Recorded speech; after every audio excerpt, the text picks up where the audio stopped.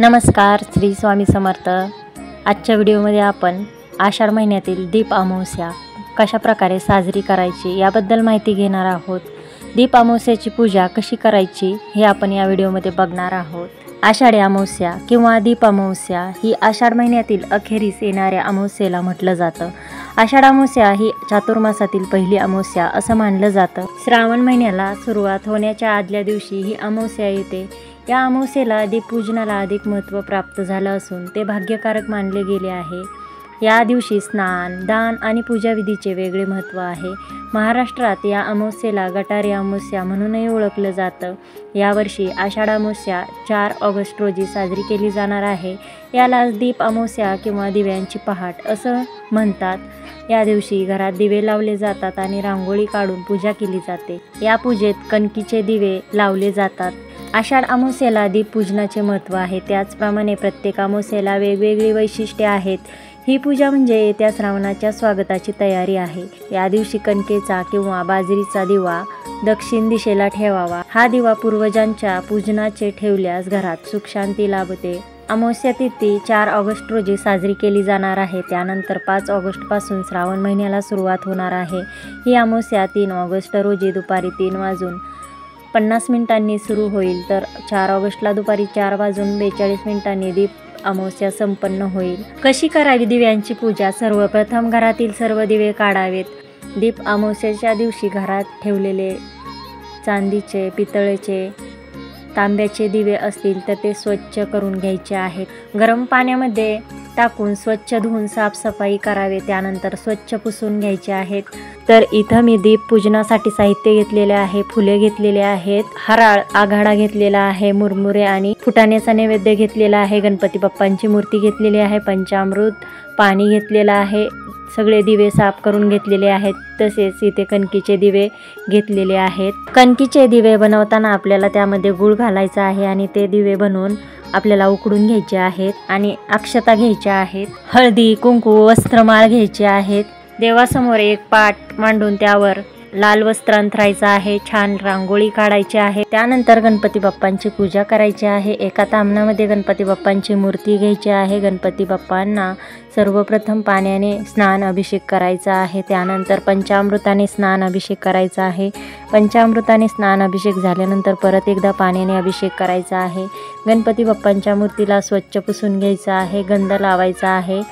इथं मी एक पाट घेतलेला आहे, त्याच्यावर आपल्याला थोड्याशा अक्षता ठेवायच्या आहेत आणि त्याच्यावर गणपती बाप्पांची स्थापना करायची आहे।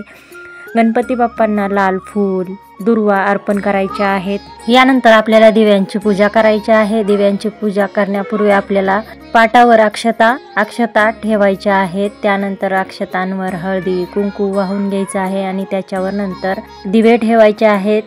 दिव्यांना आपल्याला अक्षताचा आसन द्यायचा आहे। हे पाटावरती सर्व दिवे मांडायचे आहेत।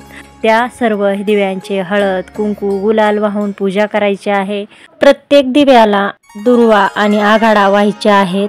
फुलं, वस्त्रमाळ हे दिव्यावरती व्हायचं आहेत। अंधारातून प्रकाशाच्या वाटेवर नेणारा दिवा हा मांगल्याचं प्रतीक आहे। त्यामुळे अनेक चांगल्या वाईट प्रसंगामध्ये आपल्या संस्कृतीत दिव्याला विशेष महत्त्व आहे।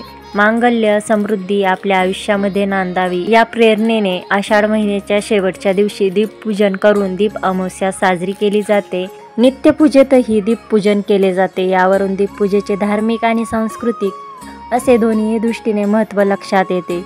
दिव्याच्या प्रकाशाने नेहमी अंधाराचे निवारण होते। दिव्याच्या प्रकाशाने वस्तू उजळून निघते, तेजोमय दिसते। म्हणून दिवा हे मांगल्याचे शुभंकरतेचे प्रतीक आहे। दीपपूजेने आंतरिक अज्ञानही दूर होते, शत्रुबुद्धी नष्ट होते, विकार कुंठित होतात। दिवा हे ज्ञानाचे द्योतक आहे। दीपतेजाने बुद्धी स्थिर राहते। शिवाय ज्ञानाच्या एका दिव्याने हजारो दिवे लावता येतात। विजेचे दिवे कितीही सुंदर व शक्तिशाली असले तरीही त्या दिव्यांनी इतर दिवे प्रकाशित होऊ शकत नाहीत। आपल्या वैदिक संस्कृतीत म्हणून दीपपूजेला मोठे महत्त्व आहे। त्यानंतर हे सर्व दिवे प्रज्वलित करायचे आहेत। त्यांना हात जोडून नमस्कार करायचा आहे। तिळाच्या तेलाने किंवा तुपाने प्रज्वलित करायचे आहेत। या दिव्यांना फुले आणि नैवेद्य दाखवून पूजा करायची आहे। दिव्यांची पूजा केल्यावर काय फायदा होतो? दिव्यांची पूजा केल्यानंतर महालक्ष्मी प्रसन्न होते, त्याचबरोबर घरामध्ये सुख शांती लाभते, तसेच आपल्यावरती सदैव महालक्ष्मीची कृपाही राहते। आपल्या आयुष्यातील अज्ञानरूपी अंधकार व ज्ञानरूपी प्रकाश आपल्या आयुष्यात यावा यासाठी या दिव्यांची पूजा आपण करायला पाहिजे। अनेक ठिकाणी कणकेचे किंवा मातीचे दिवे लावून देखील दीप अमावस्या साजरी केली जाते। अनेक घरात पुरणाचे दिंड बनवून तोच गोडाचा नैवेद्य म्हणून दाखवला जातो। या दिवशी आपल्याला कणकीचे 5 दिवे बनवायचे आहेत। कणकीचे दिवे बनवताना त्यामध्ये आपल्याला गूळ घालायचा आहे, मीठ घालायचं आहे आणि आपल्याला हे कणकीचे दिवे उकडून घ्यायचे आहेत आणि त्यानंतर त्यामध्ये आपल्याला तुपाच्या फुलवाती लावायच्या आहेत आणि प्रज्वलित करायचे आहेत। कणकीचे हे बनवलेले दिवे तुम्ही घरातील सर्व खाऊ शकतात। दिव्यांना मुरमुरे आणि फुटाण्याचा नैवेद्य दाखवायचा आहे किंवा दूध साखरेचा नैवेद्य दाखवायचा आहे। पूजा झाल्यानंतर आपल्याला एक मंत्र म्हणायचा आहे। दीप सूर्याग्नी रूपस्व तेज उत्तमम गृहानमत्कृता पूजा सर्व कामप्रदो भव। या मंत्राचा जप करायचा आहे। या मंत्राचा अर्थ असा होतो की हे दीपदेवा, तू सूर्यरूप आणि अग्निरूप आहेस, तेजामध्ये उत्तम तेज आहेस। माझ्या पूजेचा स्वीकार कर आणि माझ्या सर्व इच्छा पूर्ण कर, असा याचा अर्थ होतो। आपण जे कणकीचे दिवे बनवलेले आहेत त्या दिव्यांनी आपण सर्व दिव्यांना ओवाळायचं आहे। या कणकेच्या दिव्यांनी आपल्या घरातील लहान मुलांनाही ओवाळायचं आहे आणि संध्याकाळी दिव्यांची आरती करायची आहे। अशा प्रकारे यथासांग पूजा करून दिव्यांचे तेज आपल्याला मिळून आपले अज्ञान अंधकारमय आयुष्य उजळून निघावे अशी प्रार्थना करावी। अमावस्येच्या तिथीला पितरांचे स्मरण करून त्यांना नैवेद्य दाखवला जातो, तसेच दान धर्म केला जातो। प्रत्येक अमावस्येचे वेगवेगळे वैशिष्ट्य आहे, त्याचप्रमाणे आषाढ अमावस्येला दिव्यांच्या पूजनाचे महत्त्व आहे। ही पूजा म्हणजे येणाऱ्या श्रावणाच्या स्वागताची जणू तयारीच असते। अशा उत्सव प्रसंगी कणकेचा किंवा ज्वारीच्या पिठाचा दिवा करून तो दक्षिण दिशेला लावला जातो। हा दिवा दीपपूजा आणि पितरांची पूजा असे दोन्ही हेतू साध्य करतो। दीप अमावस्येनिमित्त या दिव्याची पूजा करून तो दक्षिण दिशेला ठेवल्यामुळे या दिशेने यमसदनी जाणाऱ्या पितरांना प्रकाशाची वाट दर्शवली जाते। तसेच किडा मुंगीच्या रूपाने दिव्यापाशी गोळा होणारे जीव ते कण खाऊन तृप्त होतात। हे अप्रत्यक्ष अन्नदानाचे स्वरूप आहे।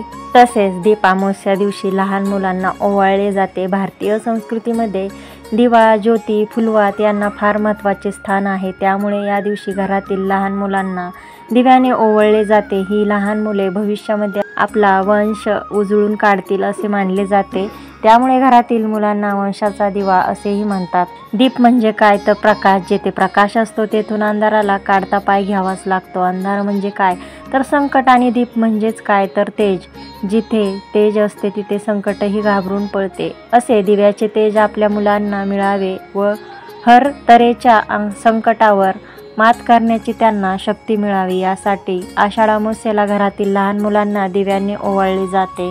लहान मुलांना का ओवाळले जाते यामागची काय कथा आहे? यमुनेच्या तीरावर जेव्हा गायी गुरांचा मृत्यू होऊ लागला तेव्हा यमुनेत लपलेल्या कालिया नागाला अद्दल घडवण्यासाठी कृष्णाने त्याला हरवून त्याच्यावर स्वार होत सर्व गोकुळवासियांना भयमुक्त केले।